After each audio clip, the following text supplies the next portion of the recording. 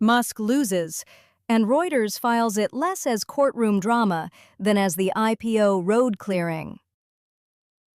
This is Musk v. Altman Daily, Friday edition. The verdict's in print now, so today we get precise about what it settled and what it absolutely didn't. And spoiler, the part Reuters calls an obstacle removed is the exact thing Tallahassee just picked back up. We'll get there. First, the framing, because a wire service made an editorial choice this week worth saying out loud. Reuters confirms the loss, then ties it straight to IPO clearance in the same breath. That's the first time a major wire's treated the verdict and the S1 as one story. Which is funny, because I spent 2 episodes calling that collision, and Reuters wrote it like it was obvious all along. Credit where it's due. The Well News had the stealing a charity verdict cleanly written up first. The Wire just gave it the financial page promotion. But here's the thing, Sarah. A trial win doesn't bless the structure. $50 billion in compute is still sitting under something that used to be a charity, and no judge ruled on whether that's allowed. Correct. The jury said Musk doesn't get to stop them. It didn't say the conversion is clean. Very different ruling.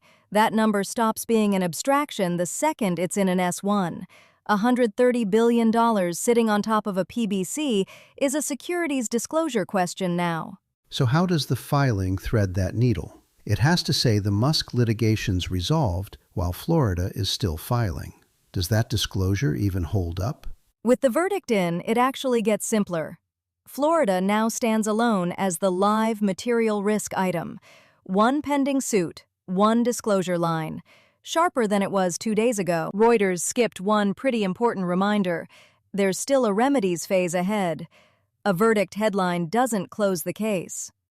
The other thing surfacing this week, the inside story of the Microsoft partnership, Kevin Scott's version of the Nadella panic call origin. Once it's in an S1 as a material dependency, that $13 billion exclusivity stops being tech lore. Right. The Thanksgiving war room story becomes investor-facing history the moment it's a disclosed dependency. Lore with a risk factor attached.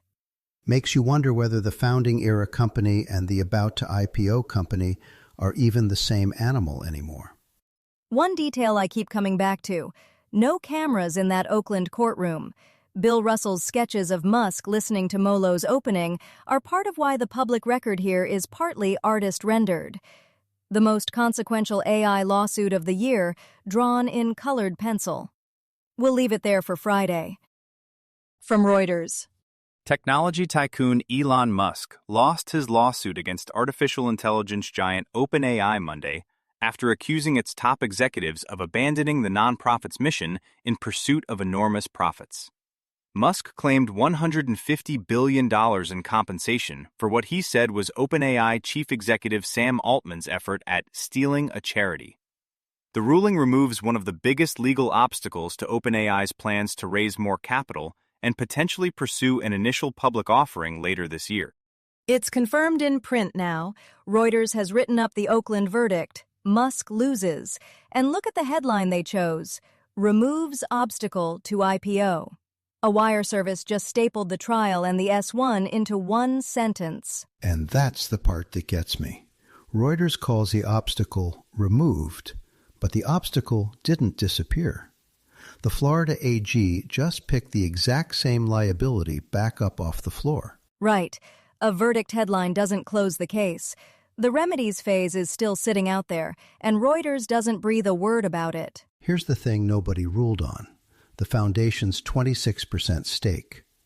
That's roughly $130 billion parked on top of a public benefit corp, and no court at trial said whether that's even allowed. Bill Russell, writing in Illustrated Journalism. On Monday, April 28, 2026, opening arguments began at the Musk v. Altman trial at the Ronald V. Dellums Federal Building and U.S. Courthouse in Oakland, California. It was brought by businessman, entrepreneur, and Doge zealot Elon Musk against OpenAI's founder Sam Altman, who was seeking almost $150 billion in damages and the removal of Altman and Greg Brockman from OpenAI's leadership. No cameras in that Oakland courtroom. federal rules. So the only visual record we have of Musk sitting through opening arguments is a pencil sketch. Lance Jackson, Bay Area illustrator, was the one with the pad. And it's a good one. Musk listening to Stephen Molo's opening, April 28th. After a week of talking about this thing as pure legal abstraction, that's the first image that puts a face inside the room.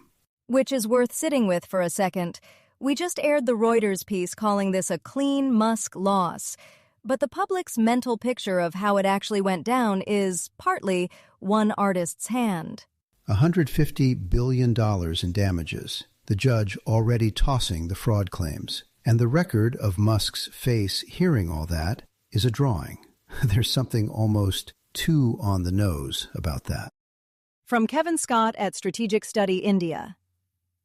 At around 11:30 a.m. on the Friday before Thanksgiving, Microsoft's chief executive, Satya Nadella, was having his weekly meeting with senior leaders when a panicked colleague told him to pick up the phone.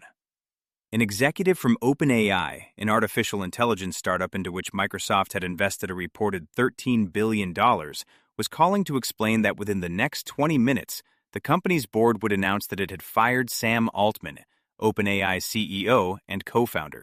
So this Kevin Scott piece finally puts us inside the room. 11:30 a.m., the Friday before Thanksgiving, Nadella's in his weekly meeting, and someone shoves a phone at him. 20 minutes notice that OpenAI just fired Altman. They called it the turkey shoot clusterfuck internally. $13 billion in, and the biggest backer gets less of a heads up than you'd give a dinner reservation. And here's why this matters today, not just as 2023 gossip. That $13 billion relationship is exactly the kind of material dependency an S1 has to disclose. The Thanksgiving panic phone call is now investor-facing history. Right. After Reuters calls the verdict an IPO obstacle removed, this inside story reads differently. The questions whether the company in this founding drama is even the same one filing to go public. One sourcing note. This account is from Kevin Scott, Microsoft's own CTO. Riveting read, but it's the partner telling the story of how the partnership nearly blew up. Read it with that in mind. If Musk v. Altman has you tracking the infrastructure behind AI power, try the Data Center Daily, a daily briefing on AI, compute, hyperscaler CapEx, the power grid, semiconductor supply, and energy markets reshaped by intelligence at scale. Find it wherever you listen to podcasts. You'll find links to every story we discussed today in the show notes. So if something caught your ear, you can follow it there and read more for yourself.